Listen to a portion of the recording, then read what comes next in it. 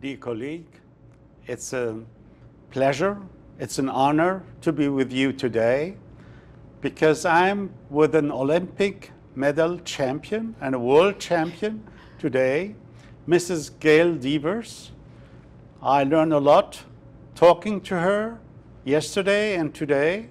She is a 3 times Olympic champion and 9 times world champion. So I'm very much impressed.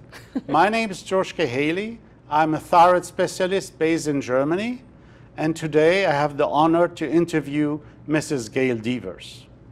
Together with us is Dr. Idzik. She is nurse practitioner and also specialized in endocrine diagnostic. Now, the reason why we are together today is that Mrs. Gail Devers has a long odyssey. I would say she suffered a lot because diagnosis was not done. And my understanding is that she spent 2.5 years going from one physician to another without having the right answer or the right tests. And this is why we wanted to discuss this odyssey, this time interval, this really suffering time together with Mrs. Gail Devers and Dr. Idzik. Mrs. Devers, would you like to tell us how the whole story started? And please feel comfortable to tell us all the details. Otherwise, I would be more happy to help you. Okay. With this. Okay. Well, thank you for having me. You know, I'll go back to, it started in 1988. I was training for the Olympic Games. It was my senior year in college. I was running the 100-meter hurdles, and I had run, this was in May, I had run an American record in the 100-meter hurdles of a time of 12.61, which was the first time a college athlete had broken the American record. So I was well on my way to competing very well in the Olympic Games. And something was wrong.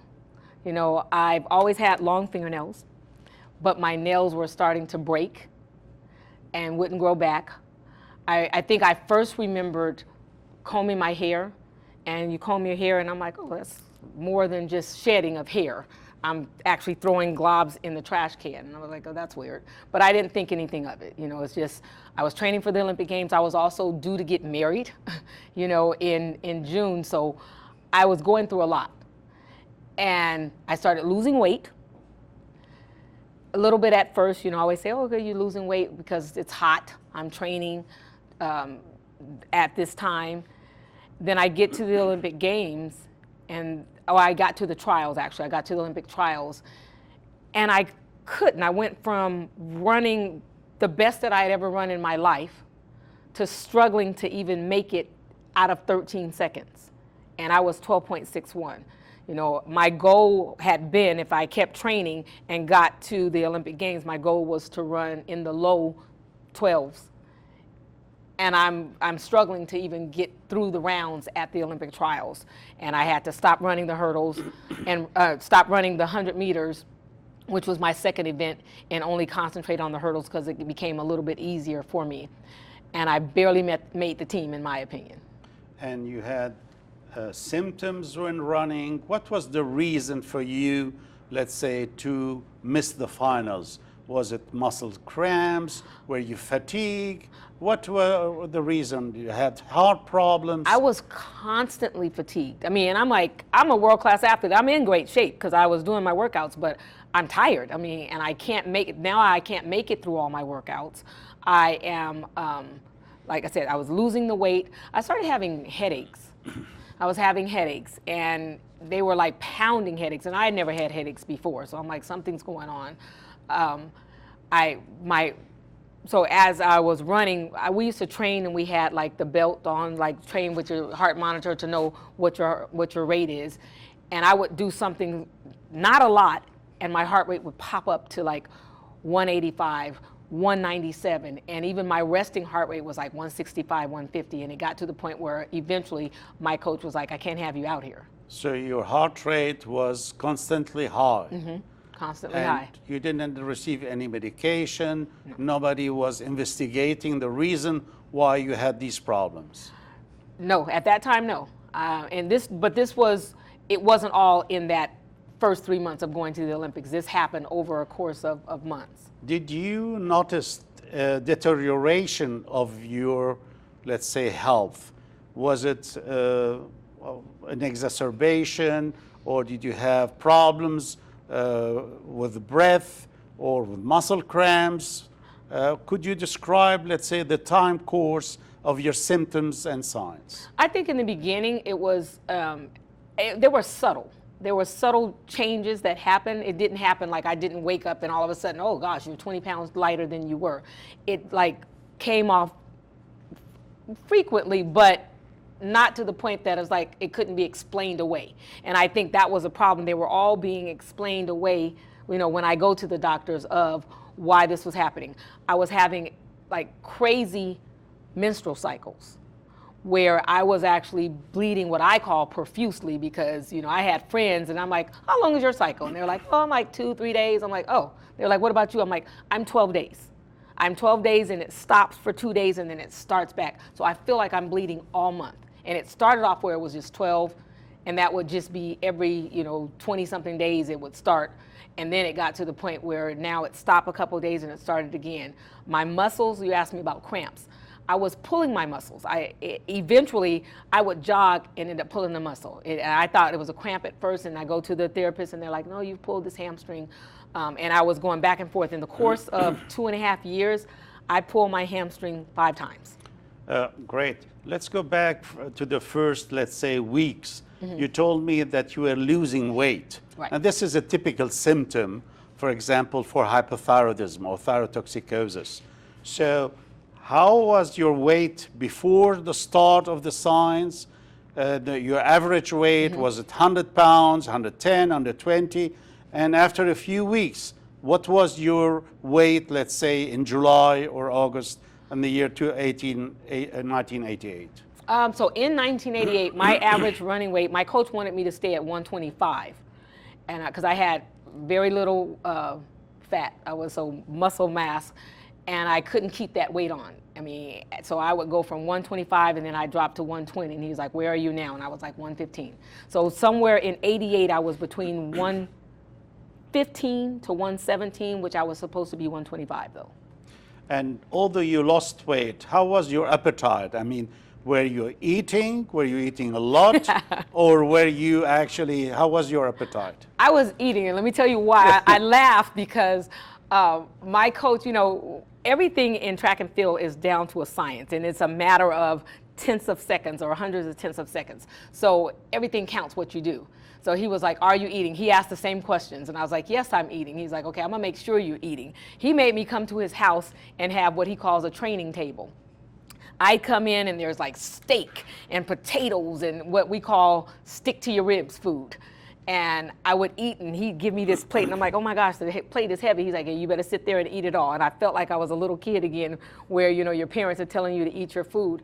I ate food, and I was still losing weight. So you were ingesting enough calories, I was still losing weight. Yes. And how about diarrhea? Where you had problems with I did, but, and I was, it was like, this diarrhea, so it's runny, you know, but I didn't understand why, because I'm like, I wasn't eating anything that I thought, you know, I remember I could eat those you know, green beans, steak, potatoes, or whatever, and I didn't have any issues. But now it's like I'm constantly going to the bathroom. Another thing I do remember was my throat. I would lose my voice. I say losing my voice. So I was always having like a scratchy throat. It was sore, like when you get sick and you try to eat or something and it feels like it's a lump going down, and it was like, I had that. And did you notice that the neck was, let's say, enlarged? I did not notice that. I later found out, but at that time I did not notice. I just noticed how I felt. Okay. Now, dear colleague, Mrs. Gail Devers allowed me to call her Gail. And this is why I will now call her Gail yes, thank you. during the remaining time. So Gail, would you be so kind and tell us again about the problems occurring at the start of the symptoms with your menstrual abnormalities, and how did you manage this? What did the physician told you when you were there, I'm sure you went to the GP and you went also to the gynecologist. Did you receive different answers? So I was bleeding what I call profusely, where I was, my normal cycle was like 12 days. And I would ask, like, because I thought, I'm like, that doesn't seem normal. So I would even ask my friends, how long is your cycle? And they were like, oh, 2, 3 days, maybe 4. I'm like, really? And they were like, how long is yours? I'm like 12 days. They're like, oh my gosh, I feel bad for you. And I was also having a lot of blood clots. Like I would bleed and there would be blood clots to the point that I would sit on the toilet and just, because it didn't make sense, for me to get up and go anywhere because I'd be right back. And I would go to the doctor and I told them how much I was bleeding. And they said, well, one told me, well, you're an athlete. You guys have, well, actually they both told me that athletes have issues with their cycle. And one doctor said, well, it's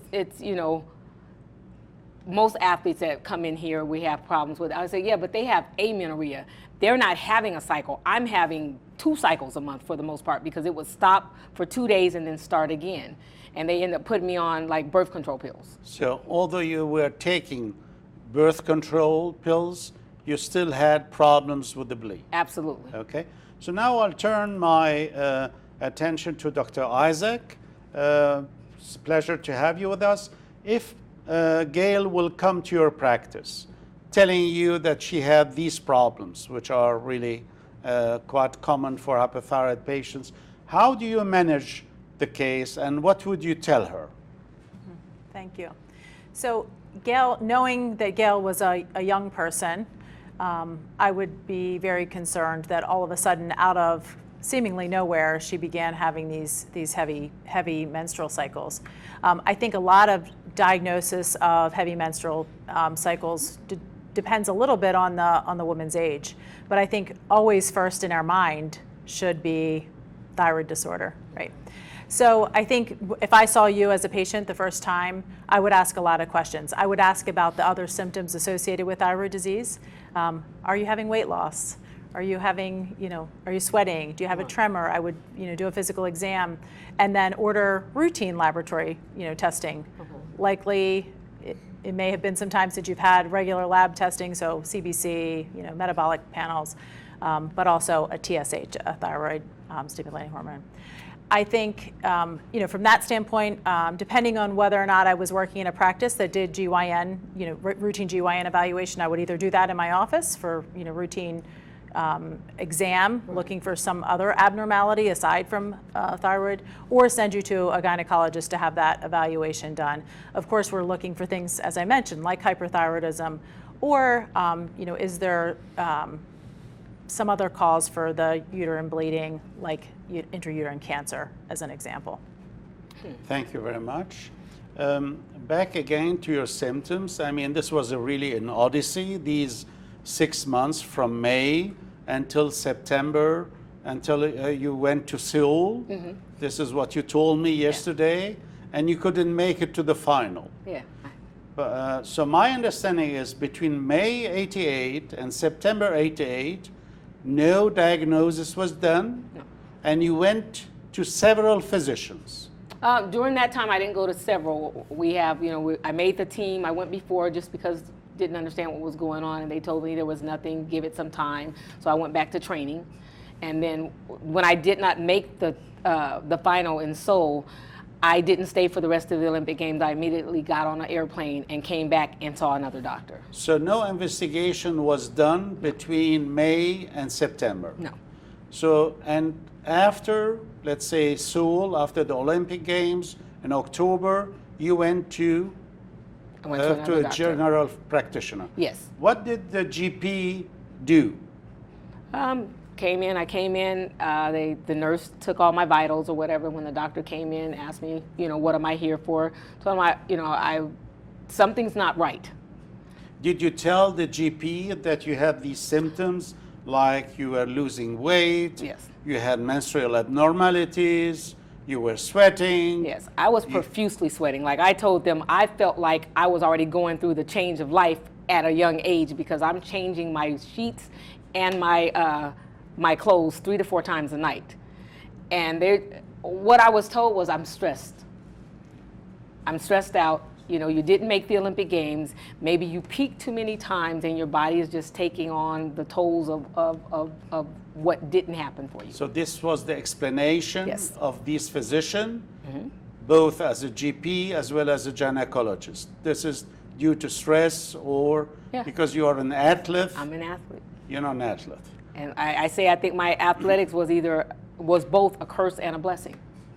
Okay. So tell me, you went to several physicians, and my understanding is that you changed states. You went to several practices in several states. Right. Did you notice or observe other experiences, or when you went to different GPs, it was always the same story? It was the same story for me. It was the same story that, you know, my athletics wasn't where it wanted to be, and all these things that I'm experiencing, I'm kind of bringing them onto myself because I'm internalizing them, and I'm making more out of this than what it really is. So they thought you were simulating. Yes. They thought you were healthy, but you are actually complaining Yeah. without, let's say, Without having a cause. disease Yeah. without cause. Exactly. Okay, so you were frustrated I was very because frustrated. the GPs or other physicians were not, let's say, investigating your health, and more importantly, you had the impression they were not taking the case seriously. Right. So neither listening nor considering it in a very, let's say, serious manner. Exactly. You know, this was I always tell people, you know your body. And if something doesn't feel right, then you go to the medical profession for an answer. I want somebody to listen to me and help me find the answer, because I needed to get back to where I was. I'm having all these symptoms, and I think even in the beginning, when I go and they tell me, you know, it's just stress, okay, I'm gonna go and try to figure out how to de-stress my life so that I don't have this. If I'm causing this on myself, then there's a problem. So, Dr. Idzik, Gail went to several physicians in various states in the United States. This is our understanding. Is this a common problem in the United States? How would you interpret these, let's say, this odyssey? I would say it's probably an unusual case, but we know that there are many misdiagnosed patients. And I think there are lots of reasons for misdiagnoses. Sometimes it's just rapid turnover in practice, lack of familiarity with the patient. One of the things I talked to Gail about is most of these healthcare providers didn't know her well. They weren't people that she had seen regularly.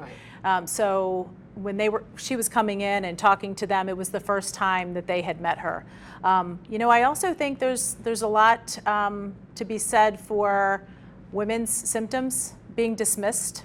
We know statistically, the research says that often women, there is a bias about their complaints, and it takes longer often for them to get a medical diagnosis. And we also know the same, that it's also increasingly true for women of African American descent or minority women. So I would like to say that it doesn't happen often, but it does happen. And certainly we hear patients complain all the time about their healthcare providers not really listening to their complaints. And I think sometimes, you know, as clinicians, there's, you know, we have to be really cautious about not kind of blowing off or trying to explain. And I think in Gail's condition, that sounds like what happened. So what is the situation in the United States as a nurse practitioner? For example, do you listen first to the patients? Well, hopefully you listen to the patients, but at the first day, if you meet the patients, if Gail comes to your practice, will you automatically draw blood, or first, let's say, listen to her, document the history, and have her coming back after 1 week or two? How would you handle this problem? Because her main problem is nobody is listening to me, nobody is doing anything Right. for me. Right. So how would you handle this? Is this correct? Is what we always facing in the United States? So, you know, I was trained that 90% of diagnosing patients is their history, right? physical exam is really a small part. In many ways, laboratory testing is a really small part of what we do. It ends up being sometimes a very important piece, but the majority of making a clinical diagnosis is really listening to the patient's history and to the patient's story. And I think as a new patient, we often schedule more time with new patients so we can really do a thorough history of what's going on with that. And it depends on where they arrive. So if they arrive in urgent care or the emergency room, which happens all the time, right? We know how people have different access to health care. But in a primary care practice, we routinely will schedule a longer visit and listen and try to come up with a differential diagnosis of what we think might be the cause of their symptoms, and then order the lab work. So this is very important what you're saying. It depends where the lady is, let's say, going. So an emergency room or hospital, or let's say practice. Is there a major problem if the lady is, let's say, talking to a normal nurse, or is it a major difference if she's talking to a nurse practitioner? Is this relevant? Do you require that each patient is seen first by a nurse practitioner? No, that's a great question. Would you avoid these complications and this long story? Right. So that's a great question. So no, in the U.S., nurse practitioners. So you might be seen by a medical assistant or a registered nurse who does vital signs and gets a history, and that could be in a physician practice or a nurse practitioner practice. But in the U.S., they may see a nurse practitioner as their only primary care provider. So Gail could elect to choose a nurse practitioner as a primary care provider, and that person would see them initially. And those nurse practitioners work in the emergency room as well as urgent care in the U.S., which I know is different across the globe, but certainly there are countries outside of the U.S. that have nurse practitioners. So our patient could actually choose her practice, could choose her nurse practitioner, and the health insurance would pay for this? Yes, yes. Without any problems in the United States? Without any problems might be a little bit of a loaded question, but I do, yes, certainly. And obviously the United States is the United States, and there are various states, and there are different levels of practice across the country. But in the state, for example, where I live, nurse practitioners have what we call full practice authority, and so they can practice independently, own their own practice. And so Gail could be a patient in my practice where I would be her primary care provider, and I would manage all of her medical care. I mean, we heard that it took 2 years to do the diagnosis. What Gail told us is that in September 1990, so 2.5 years, the symptoms started in May 88. Right. I know the story by heart now.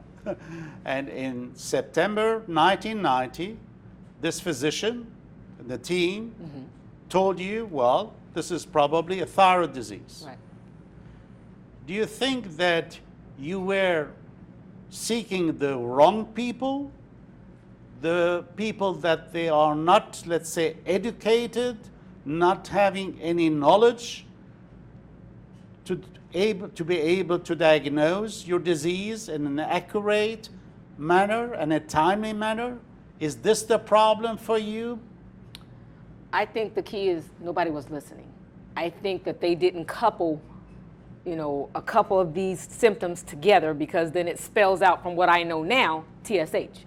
But back when I was explaining it, it was like, okay, you're experiencing stress, or you're experiencing this, and nobody put it together to make that. Would you like to tell us? You're telling me they are not listening. They're not listening. Did you spend 5 minutes talking to them? How much time did you spend with your physician?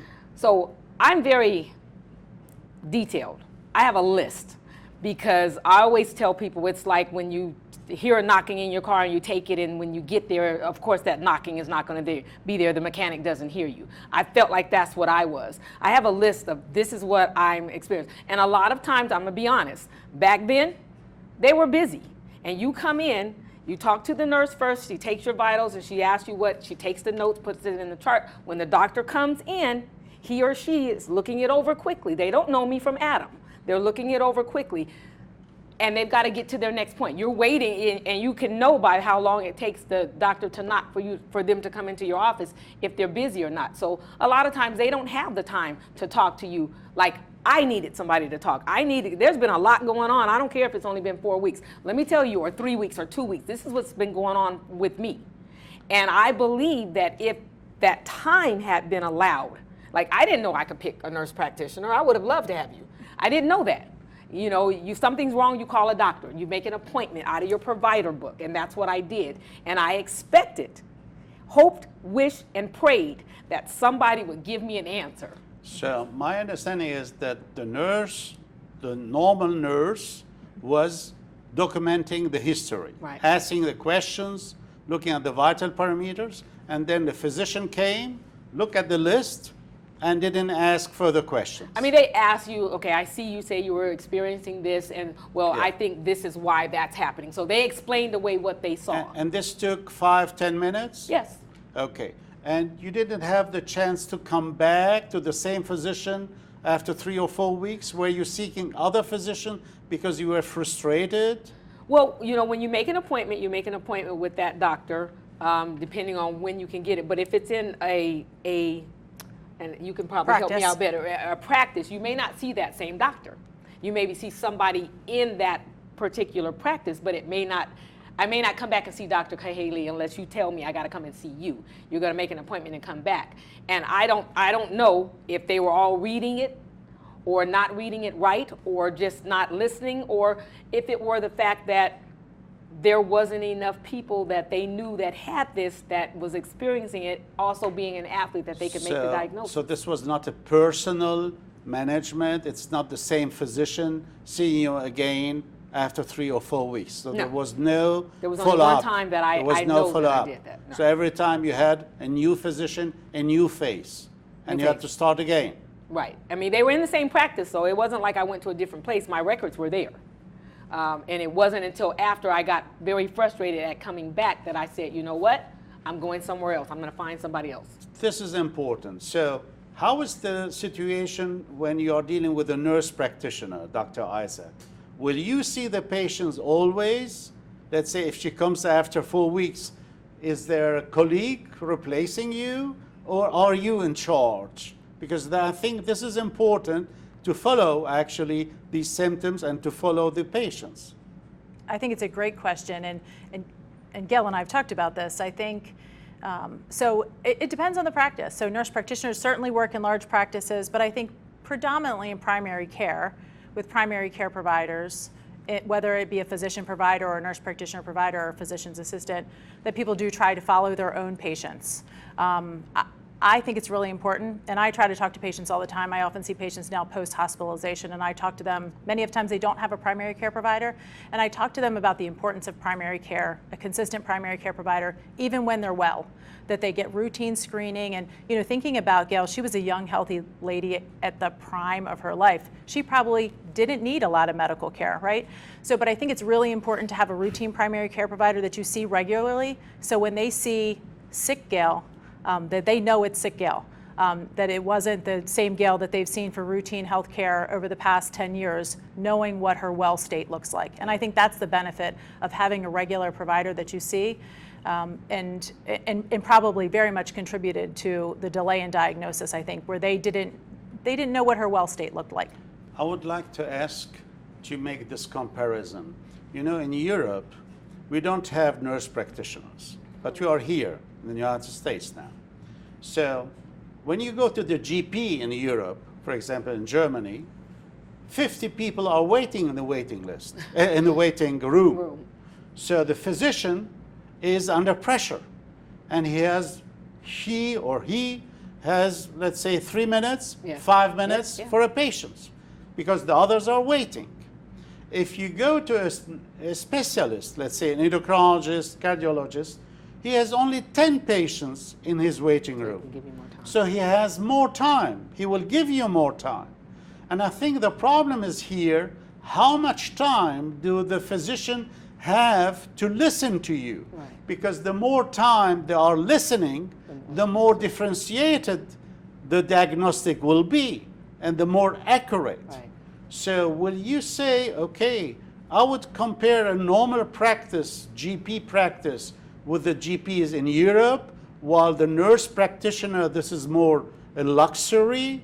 We have more time to deal with each other, and she or he, the nurse practitioner, has more time to actually hear my story, listen to me, and let's say perform investigation to move the diagnostic.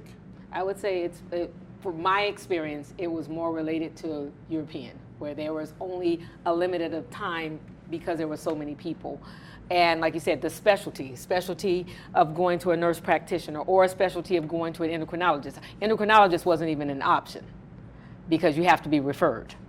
You can't be referred if you're not diagnosed with something, So the or at GP least an idea. didn't, let's say, they don't think that this was a requirement to send you to an endocrinologist because they felt that they were able to deal with the problem. Right. I never heard of an endocrinologist until the end, when I was already with a piece of paper saying, go and get a TSH test. And that was 2.5 years later. Okay, Dr. Idzik, in your situation, you told me you are specialized in endocrine diagnostic. So if the patients would come now to you, will you manage her by yourself because you have the required knowledge? Or do you think that an endocrinologist, is warranted here, a physician?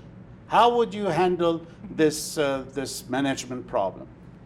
So I would say, in my experience, I've worked both in primary care and endocrinology. And when I worked in endocrinology, I worked very collaboratively with my physician colleague. I often saw patients first, for their first visit, and would do diagnostics. And it would depend on the condition that the patient had. In Gail's condition, where she had Graves' disease, certainly I would have collaborated with the physician that I work with for treatment of her Graves' disease. Had she come in with hypothyroidism, though, it may have changed. I may have cared for her completely independently, and she may have never seen the endocrinologist that I worked with. Or if she had diabetes, for example, I may have completely managed her on my own. I think often when the disease process requires an intervention, such as radioactive iodine or surgical treatment, then I would often, or always, I would say, engage my endocrinology colleagues. So for you, as a nurse practitioner, managing hypothyroidism is, let's say, a complex management, more complex than giving T4 pills in a patient with hypothyroidism, because you cannot perform radioactive iodine, because you cannot do surgery. But do you feel comfortable to manage a patient with antithyroid drugs as a nurse practitioner? Yes, absolutely. Absolutely. Okay. And so often, in my years of working in primary care, so when you see patients in primary care and you diagnose them with hyperthyroidism, where I live, it takes a long time to get in to see an endocrinologist. Even with a diagnosis of Graves' disease, it doesn't happen right away. So I would never want to send her home with a diagnosis of Graves' disease and just say, wait for 6 months to see the endocrinologist. So I would start her on beta blockers and antithyroid drugs in the interim. Okay, but before giving her the medication, let's start now to talk about diagnosis. So you told me in the month September 1990, your physician and the team physician, right? The team physician told you, lady, you have a thyroid disease. Right. Correct? Yes. So how was diagnosis done? Was it with radioactive scanning? Was it with ultrasound? Or did they draw blood? Did they look at TSH, T3, T4? How rapid was the diagnostic after 2.5 years of frustration? Right. So how it happened, I saw our team physician on a chance meeting, basically. And we hugged, and I think based off of how Always little good I to was. hug. Always good to hug, because at this point, I think she saw how frail I was and different symptoms. First time I'd ever heard of a goiter. I didn't know I had a goiter because I stopped looking at myself in the mirror. So that was one of the symptoms that I'm like, oh my gosh, you guys didn't tell me this. And she actually said, I don't want to alarm you, but I think you have a very serious problem with your thyroid. I didn't know what a thyroid was. That was the first time I heard of it. I mean, I teased now telling people, you could have said it was a sandwich, try it. I did not know what a thyroid was. She wrote down a test, TSH, and she explained that this is called a thyroid stimulating hormone test, because I told her, she said, have you had anybody? I said, I've had tests done. Something on one of the panels said T3, T4 uptake, but that's all it said. She said, well, this, they could have missed it. This is so sensitive that if there's any abnormality, it will catch it. She said, take this, do you have an appointment? I said, yes, I have an appointment in 2 days with another doctor that I just found his name in the provider book. And she said, take this. When I went into the doctor's office, he didn't need my paper. He looked at me and said, I can tell. And for me, that was a blessing finally after 2.5 years of somebody wanting to, like you said, the frustration. And the frustration I feel even now just thinking about it. And him saying, yes, there's something wrong with you. Now I feel I'm not crazy, because I thought I was crazy. And this was an expert in nuclear medicine who performed the radioactive iodine treatment? Right. I went to, he sent my doctor sent me down to the lab, and they said, you know, they confirmed it with the blood tests and all that kind of stuff. Then they started doing biopsies and researches and scans. Okay. And so all I'm that asking this, thank you for describing this, because this might be a difference between a GP and a person dealing with this problem every day.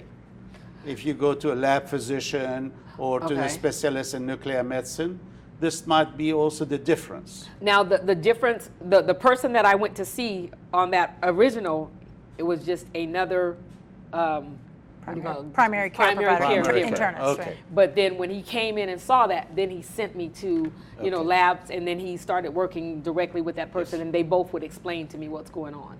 And you had a radioactive iodine treatment offered, so you had to take the pill. This was a radioactive pill. Did they offer you to take antithyroid drugs? For example, medication to block the thyroid function? So Did actually, they talk I to drank you? the radiation.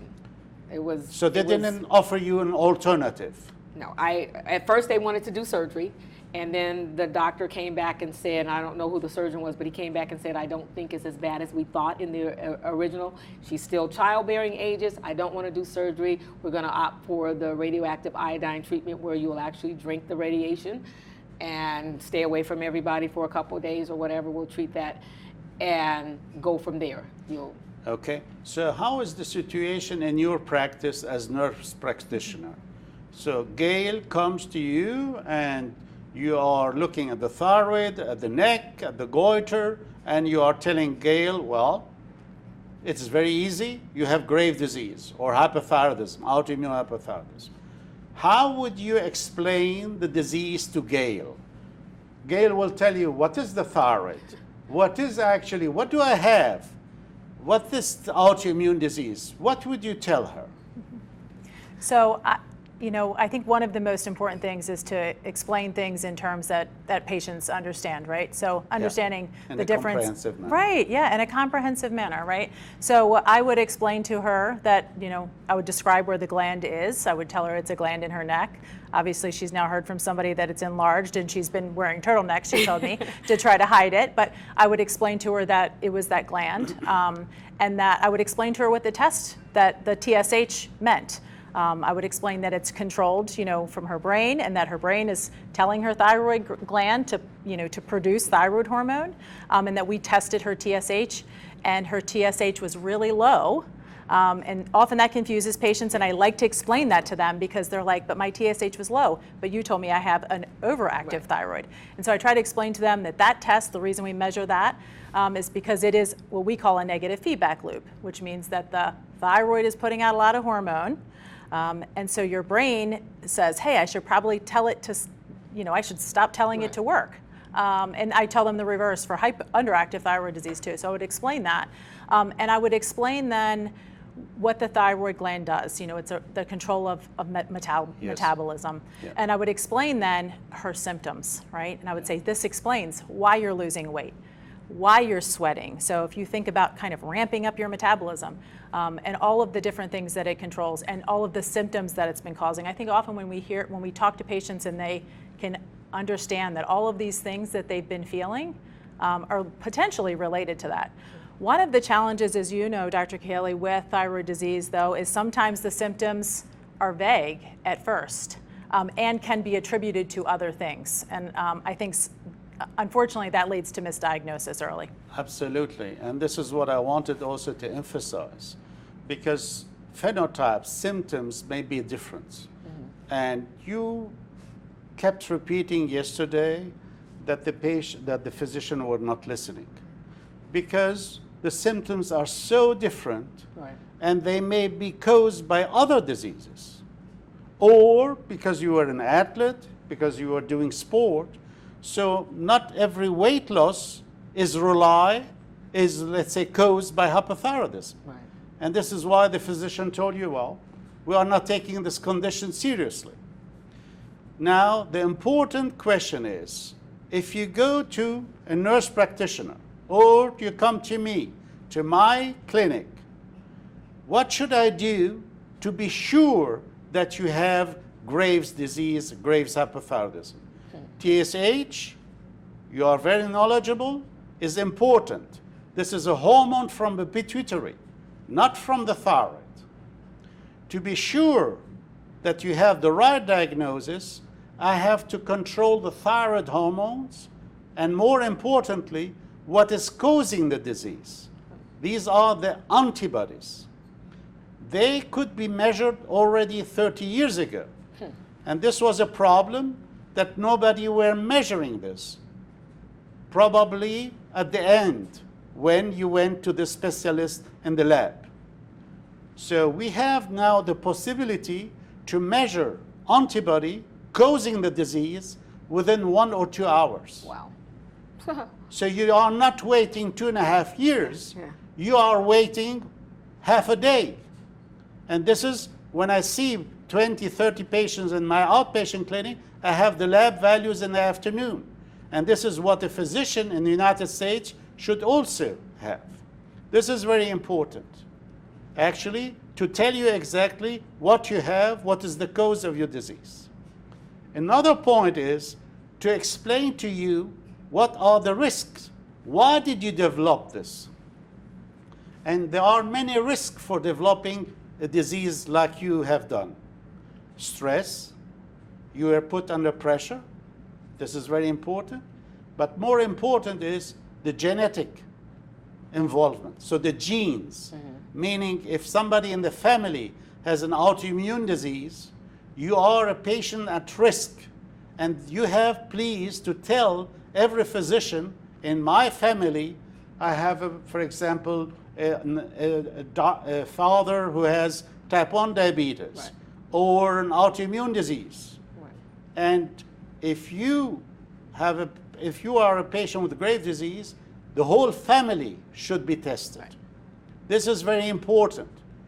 The children, the kindred, the sisters, brothers, fathers, mother, because this is important. This will give you enough information.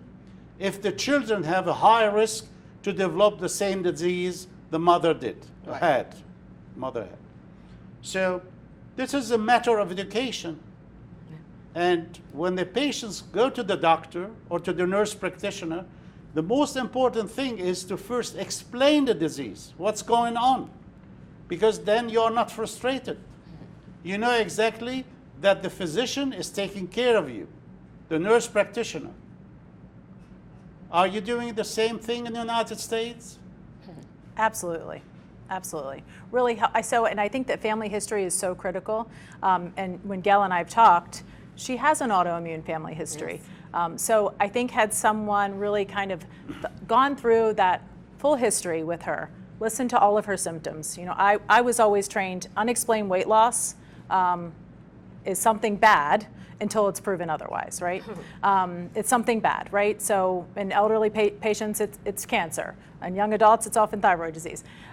So unexplained, people routinely don't lose weight unintentionally without a good reason. So getting that full history from you, your social history, what was going on in your life, talk about your exercise, your diet, are you smoking, you know, any of those other risk factors, your family history, and then your other medical history. You know, Gail was really healthy, but many patients have other autoimmune diseases that also, as you mentioned, predispose them to other autoimmune diseases. Absolutely. And so we would talk about those things together. Thank you. Gail, we talked a lot about the past, and this was not easy for you. Right. And I'm very grateful to you to talk about it in a very extensive manner. It is emotionally tough, and we'll have a second webinar to discuss the psychosocial background. But I would like to know now to look at the future. Mm-hmm. And you are now a professor. You are now very knowledgeable. You have the experience. So you are able to explain the disease and the history to your children, Right. to your colleagues, to other patients. Right.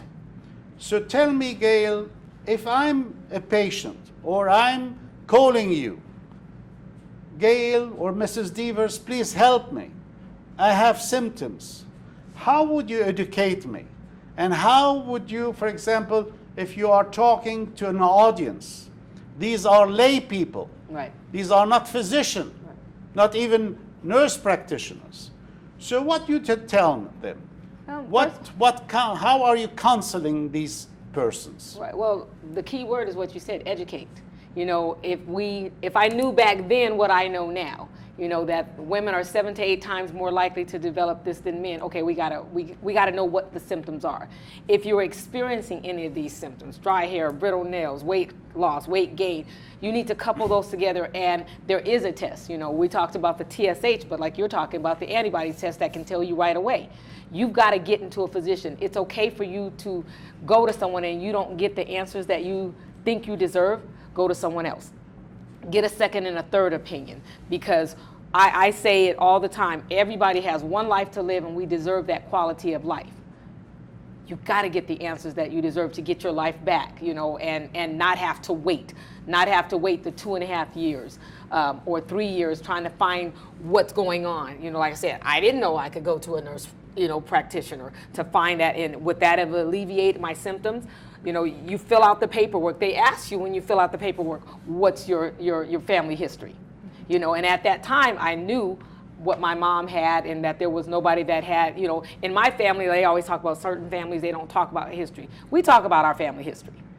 And even with that, but they only ask you your immediate. They didn't ask, you know, and that's the key. So it would just be my mom. Nobody asked me, and it wasn't until later that I found out, oh, I can tell you, autoimmune, now that I know what an autoimmune disorder is, oh, absolutely. Out of the 100 and whatever, we probably got most of them in my family. You know, we've got type 1 diabetes. I have uncles. I had aunts with that. My mom has lupus. When I had my daughter, she has Kawasaki's. You know, and you talk about if it's in the family. So I know now, and I tell people, if you have, you know, these symptoms, or if you've been diagnosed with Graves' disease, what you need to do is make sure you pay attention, and pay attention to your family, make them get tested, which is why my daughters got tested on a regular, you know, because I don't want them to go through what I went through. I want them to be under a doctor's care and get it together. And it's just being able to tell the doctor, like I tell, find somebody that you can talk to and tell them everything. Now, you may only have 3 or 4 minutes. Write it down. Write it down. If nothing else, leave the list with them. You know, I'm serious. I tell them, because if you don't tell them everything that you're experiencing, how can they make a proper diagnosis? So we got to help. It's got to be a twofold, that, you know, you've got the doctor on this hand, you've got the nurse practitioner, you got the patient, you got the friend of a friend. So everybody needs to educate themselves, because you're going to come in contact with somebody that's complaining of these symptoms, and you can help. Gail, in Europe, we have very strong patients organizations. So, for example, in the United States, you have the Graves' Disease Foundation, right, based, I think, in San Diego. So my question to you, Gail, did you reach out to other patients suffering from the same conditions?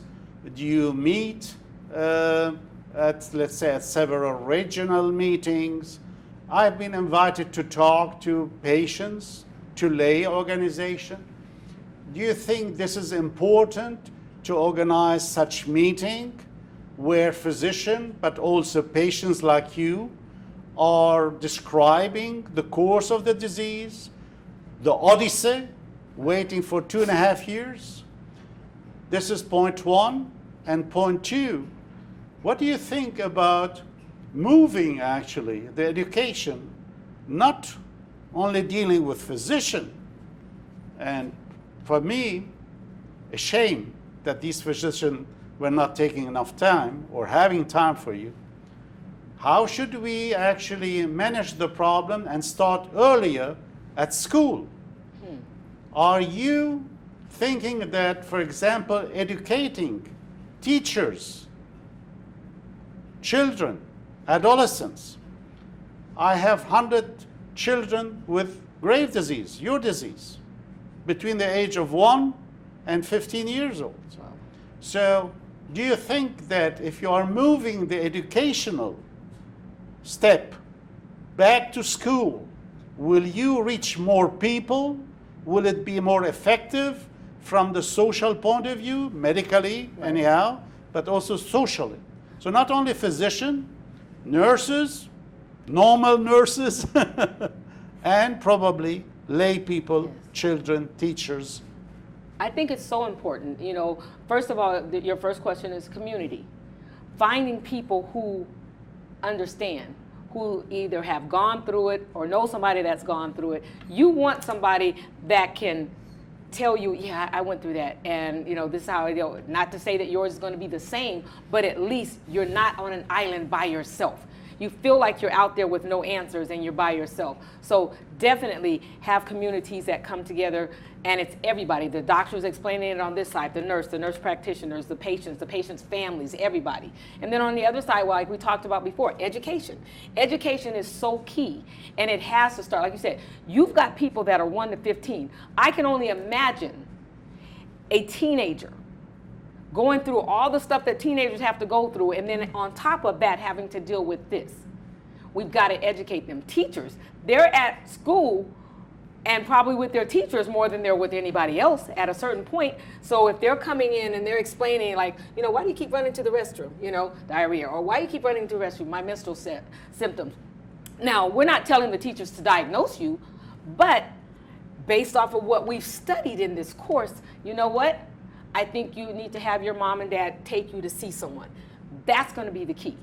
Okay, thank you so much. I have 2 points, and I would like to also kindly ask Dr. Idzik to comment on these points. The first one, we were talking about risk factors, the genes, the family, the environment. We have to talk about smoking, Gail. Okay. Do you think it's important? And I will also ask Dr. Idzik to comment on this point, because this may indeed interfere with autoimmune disorders. And we were talking about medicine, about time for diagnosis, the physician who don't have enough time to listen to you. How about money? Is money governing the world? Money makes the world go round? So they say. Do you think the health insurance is guilty? Or how do you comment on this? Is the health insurance, let's say, limiting your freedom to go to an expert, to an endocrinologist from the start and avoid this odyssey? Is this a bureaucratic or financial problem? Please. Oh, okay, I'll start. I will tell you that the first order of business when something's wrong with you, now this was back 30 years ago. So we didn't have all the information where you could just Google. Now today, if I could Google and say, hey, I need to go and see an endocrinologist, I should have the right to ask for a specialist, because that's basically where I am, but that's not possible right now.